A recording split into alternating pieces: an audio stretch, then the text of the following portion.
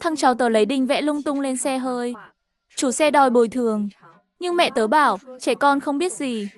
Tại anh ta đỗ xe bừa bãi đấy chứ. Tớ khuyên phải dạy dỗ nghiêm túc. Kết quả bị đuổi ra khỏi nhà.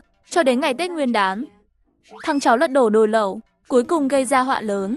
Hôm đó vừa tan làm, nghe qua điện thoại rằng cháu tớ làm xước xe người ta. Nhưng lúc tớ về đến nhà, thì thấy mẹ tớ đang hùng hổ với một cô gái trẻ. Giọng điệu căng lắm, cô gái bị mẹ tớ mắng đến khóc luôn. Còn thủ phạm là thằng cháu Trần Minh thấy tớ, lại trừng mắt lườm tớ một cái. Tớ ngạc nhiên hỏi, chuyện gì vậy? Rồi rút điện thoại hỏi mã cô tơ của chủ xe. Cô gái xinh đẹp, xin lỗi nha, chuyện này là lỗi của cháu tớ. Làm mất thời gian của cô rồi. 1 triệu đúng không? Để tớ chuyển cho. Thấy cuối cùng cũng có người hiểu chuyện. Cô gái vội vàng mở mã cô tơ ra. Tôi không đòi nhiều đâu. Vết xước kéo dài qua 2 mặt xe. Tớ hỏi tiệm sửa rồi. Sơn lại mất hơn 1 triệu thật. Tớ gật đầu. Nhập 1,5 triệu vào phần thanh toán. Phần dư xem như bù thời gian cô mất nha. Tớ vừa định nhập mật khẩu, thì mẹ tớ bất ngờ nắm tay tớ lại. Con nhỏ này to gan nhỉ? Rồi mẹ quay sang dọa cô gái. Muốn tiền hả? Không có đâu. Có giỏi thì đi kiện tao đi. Bà già này ở ngay khu này. Có thời gian chơi với mày luôn. Cô gái rõ ràng sợ hãi, lau mình dây vào rắc rối không dứt. Tớ giật tay ra khỏi mẹ, nhanh chóng nhập mật khẩu trên điện thoại. Tinh, tiền chuyển đến nơi.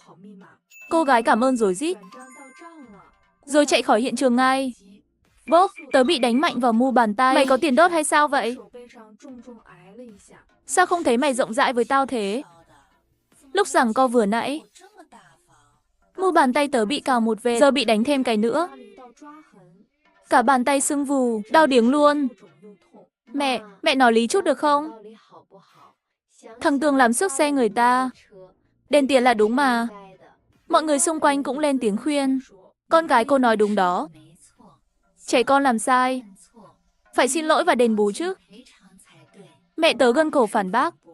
Trẻ con thì biết gì. Ai bảo đỗ xe lung tung, bị xước là đáng. Có người không đồng tình. Không thể nói vậy được.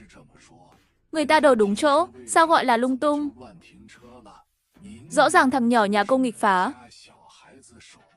Mẹ tớ vốn đã đuổi lý, một mình đấu không lại cả đám. Tức đến xanh mặt, quay người bỏ đi. Thấy tớ cũng định về nhà, thằng cháu Lưu Cường giang tay chặn tớ lại. Phía trước là nhà tao, mày không được đi. Tớ lời đôi co, cứ thế bước tiếp.